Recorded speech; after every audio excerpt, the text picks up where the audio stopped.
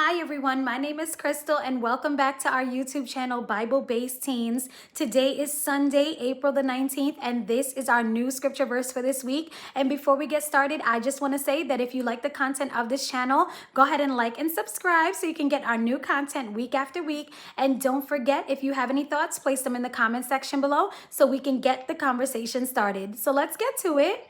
So our scripture verse for this week is going to be James chapter 1, verses 2 through 4.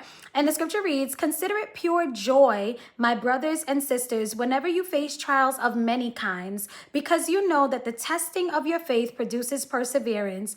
Let perseverance finish its work so that you may be mature and complete, not lacking anything." So this scripture was originally written in Greek by James, who is widely accepted as the half-brother of Jesus. And according to many scholars, the book of James was written to the 12 tribes scattered across the nations, and maybe actually the oldest book in the New Testament, because it was actually written very early after Jesus' death and resurrection. So breaking the scripture down, it can be broken down into two parts. The first part exhorts believers to consider it pure joy when facing trials. The second part of the scripture goes on to explain why believers should be joyful, and also expands on an internal process that all believers must go through to become spiritually mature. So in the first part of the scripture, James tells believers to consider it pure joy when facing all kinds of trials. So pure joy is deeper than surface level happiness, and it's really connected to the fruits of the Spirit.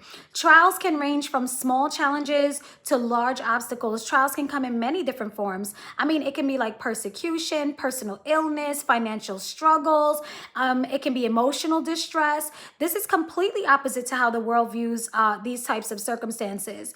In the second part of the scripture, James goes on to explain why believers should be joyful during these trials. And so he says, because the testing of our faith produces perseverance, which means continuous effort despite difficulties and the ability to overcome obstacles. So once a believer develops perseverance over the course of time, perseverance produces spiritual growth and maturity. Therefore, without trials and a period of testing, we as believers remain immature and underdeveloped. So this begs the question, how can we view the trials and tribulations that we go through in life as part of God's spiritual growth process for us? Some of the Greek words that stood out to me in this passage was the word dokimian, which is translated as the word testing and can also mean proving or refining process, like that of precious metals for purity.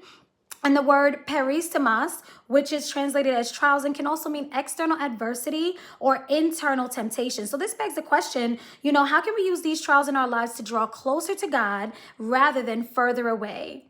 Thank you so much for participating. And